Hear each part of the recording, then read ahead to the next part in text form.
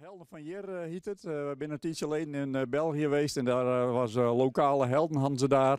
En dat was een heel mooi project waarbij ze in heel Vlaanderen en Brussel op één dag zoveel mogelijk muziek op een plank gooiden. Nou, ik zei tegen de directeur van Poppunt, onze collega's daar. Ik zei van, nou, dat is wel hartstikke mooi, dat wil ik ook wel. Ja, zei hij, nou, dan mag je het wel, ja, je mag het wel adopteren. Het heet hier lokale helden, maar ja, dan moet je het lokale helden maar op zijn Fries noemen. Ik zei van, ja, dat is mooi, want dat is wat dan exact lokale helden, dus dat wordt niks anders. Dus we hebben het nou Helden van Jer, hebben we het noemd. En op zondag 30 september gaan we doen op zoveel mogelijk plakken in de provincie. En ook liefst op zo klein mogelijke plakken natuurlijk, want wij anders nooit komen. Ik bedoel, de reguliere plakken, neushoorn, bolwerk, de harmonie, die doen allemaal wat weer met. Dat is allemaal prima. En ook alle muziekcafés in de stad natuurlijk.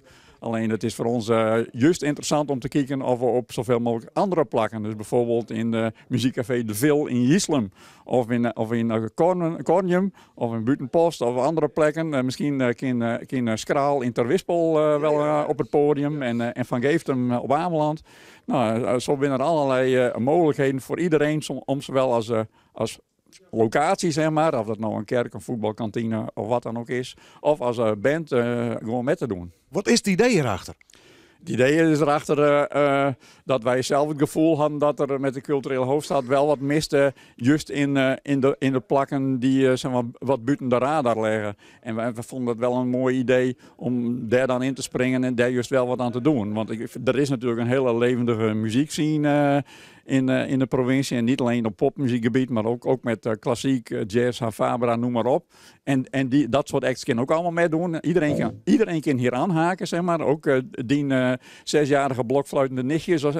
Iedereen kan meedoen. Als het maar muziek maken. Als het maar muziek is, ja. Op al die plakken, gaat het vooral om de plakken dus? Want hij had het steeds horen. Of zij zegt, nou, daar met jou dus echt een podium onder dat nichtje van zij hier, die misschien wel nog nooit optreden had. Ja, nee, dat kan ook. Het kan alle kanten om. Het kiest het als muziekvereniging of als band of als muziekschool met organiseren. Maar dan kiest ook gewoon zelf het voortouw nemen en ergens bovenop een Egontoren staan gaan te spelen of zo. Dat is allemaal mogelijk. Is het al op hetzelfde tijdstip? Nee hoor, nee, het is gewoon op dezelfde dag. En als je nou zin hebt om 6 uur 's morgens wat te doen, dan is dat ook prima. Ja, en het is net een soort van recordpoging, al hier om 12 uur. Nee, het is ook een veel losser ding. En we willen het ook zo makkelijk mogelijk maken, want we willen het de toekomende jaren natuurlijk ook weer gaan doen. Ja, precies. Ja. Nog even op een rietje. De datum en het idee en waar kun je zich op Jan en waar zie je je? Ja, dat is op zondag 30 september. Elke een keer zich daarvoor opgeven. Zowel degene die de muziek maken als degene die de muziek een plak bieden willen. Het kan dus ook gewoon in je eigen huiskamer bij wijze van spreken. En je kunt je aanmelden bij info@frieslandpop.nl. En wij zorgen dat we over een paar weken ook een website hebben en een Facebookpagina en al dat soort dingen. Maar dit is eigenlijk gewoon het moment voor de kick-off. Dus vanaf nu kan iedereen los om zich op te geven. Locatie, kist die op te gaan dus maar ook als muzikant, als band. En al best een band uit Droegeham.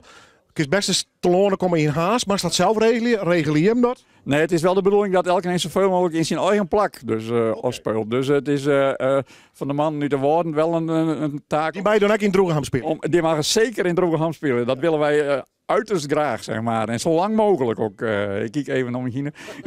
Het wordt wel regelen. Helden van Jer, 30 september. De hele dag met de spelen worden toch heel Friesland heen. Tijdstip dat er net allemaal wel. Dat de dij in ieder geval in het teken staat van de Frieske muziek. Ja. Want die wordt breder al in de popmuziek, begreep ik wel een beetje. Meer informatie hoe dit idee? Is er een site wat heen? Er is nou gewoon een e-mailadres. Dat is info@frieslandpop.nl. Maar er komt uiteraard een site voor Helden van Jer. Maar die is nou nog in de maak. Succes. Dankjewel.